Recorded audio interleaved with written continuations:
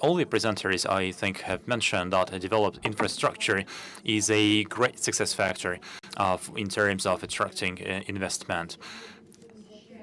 And visiting many regions, we can see that the regions that can provide good roads, good transportation links, rail, those regions that have airports, the previous presenter mentioned the importance of airports. These are the areas where investors come with great pleasure, and investors are quite prepared to invest there.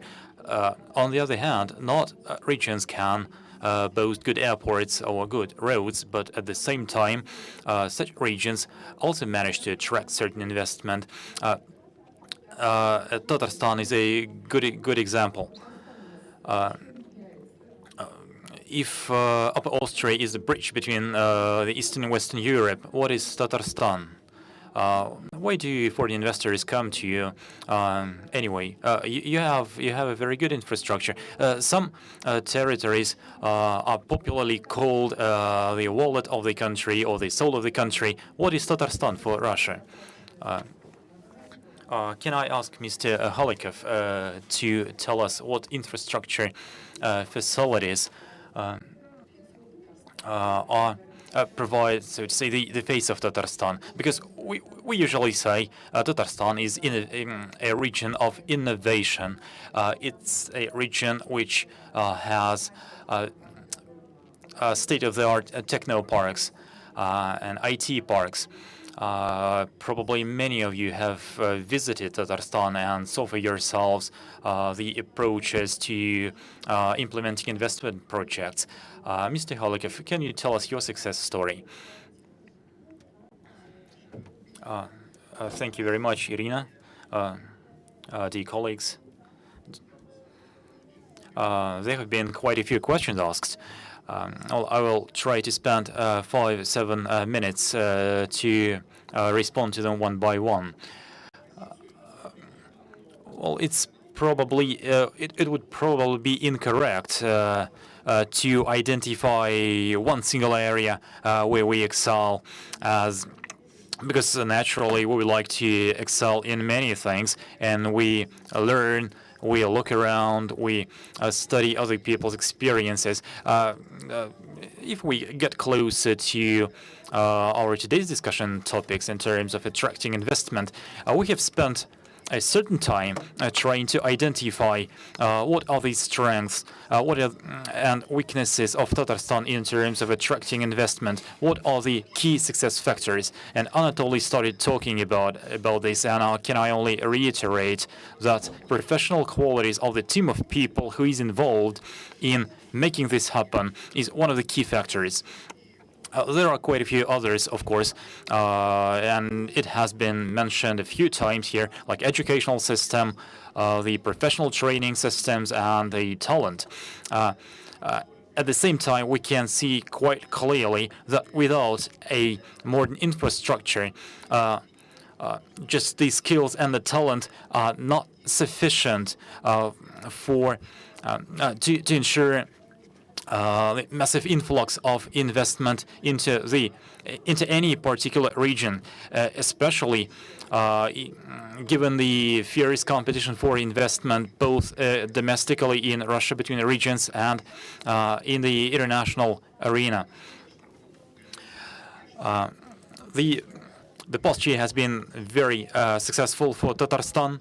Our gross regional product topped $40 billion, and we are doing everything we can today to sustain the growth rates that we have managed to maintain for the last 5 years. And so far, the trends are quite positive. What is interesting, not just the so-called traditional enterprises have a sort of a place in this process. One of the most successful projects that is now being developed is a special economic zone. Can we have the previous slide, please? These are just a few projects that are can be referred to as the most successful, like Alabaka Techno Park, CIP Masters and Himgrad Techno Park and IT Park.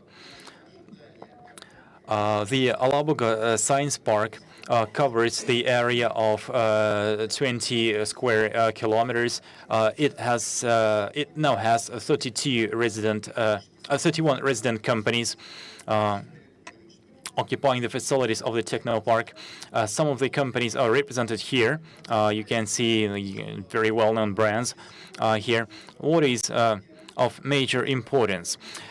We are starting to see already the effect from the projects that have just been launched, that have just been commenced. Can we have the next slide, please? Of the total number of three economic zones added together, they account for the investment of above 32 billion rubles, and they provide almost 4 billion rubles in tax revenue. The infrastructure that we are building is primarily addressed to SMEs. In particular, the Master Science Park. It was established in 2004, and I believe it is one of the major centers now in Europe. The area that it covers is 430,000 square meters. And to the extent of 90%, the occupancy rate is now up to 90%. There are in total 210 resident companies now occupying the park's facilities. And it includes very well-known companies like Daimler, Mitsubishi, Leoni, and a number of other well-known businesses. Again, what is of major importance here? This project was one of the first projects in the Republic of Tatarstan, and the project has demonstrated that new niches can evolve that were not there initially. And initially, the estimated capacity of the science park was just 150,000 square meters, and many experts claimed that some of that capacity was going to be idle. But then we expanded the science park, and as you can see, the occupancy rate is quite high. And it's not just about square meters, of course. It's about infrastructure. Above 30 types of services are provided, and also it's about the competence, it's about the team spirit and the teamwork. Again, reiterated my colleague Anatoly, all these factors are very important in terms of winning investment. There are a couple of other examples of particular success. Himgrad Science Park that covers the area of above 100 hectares. And another successful project is the IT Park, which is one of the first high-tech science parks in Russia.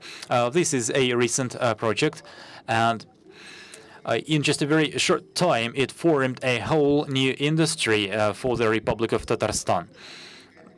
And this industry has become very attractive, especially for young people, for those people who potentially could relocate to other regions of Russia or out of the country. All of a sudden, they received some opportunities to develop their skills and to realize their potential at home. And based on building on this success, we are planning to open the second high-tech park in the second biggest city of Tatarstan.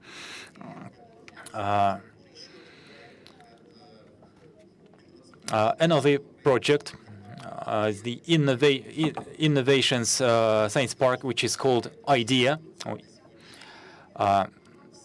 There are in total 14 similar projects now in the Republic, and the average growth the average growth rate in terms of tax revenue, in terms of industrial output, in terms of employment is significantly higher than on average across the economy of the region. All of these projects provide all of these projects demonstrate, on average, 20% growth rates compared to around 6 or 7% growth rates across the economy in general. And if you just add together the revenues from these key projects, you will get a number in excess of 14 billion. And that virtually comes from nowhere, from the projects that were started from scratch. Another project that we are placing a lot of hopes on is the project titled Innopolis. It is located near the city of Kazan, in one of the best sites that also has a golf center, a mountain skiing center, that has a very good and developed infrastructure, and it's in close proximity to the city of Kazan. And we believe these are the key factors that can attract occupants. These are very capex-intensive projects. We expect that the total number of investment is going to exceed 100 or 125,000, and this is going to be a completely newly developed area, a new city, which will allow the active workforce from Tatarstan, from other regions of Russia, or from abroad to realize their potential here. And this project is again can be used to reiterate and to confirm that infrastructure and a competent and dedicated team and an efficient and joint work with existing companies and with new companies gives a very good results. Anatoly also mentioned that we are very active in terms of exchanging our experiences with the Kaluga regions. A lot of our people come to Kaluga regions. A lot of people come from Kaluga to us because we all have something to learn from each other, and there is a further basis for developing our competences, and hopefully we will be able to share more success stories in similar forums in the future years. Thank you very much.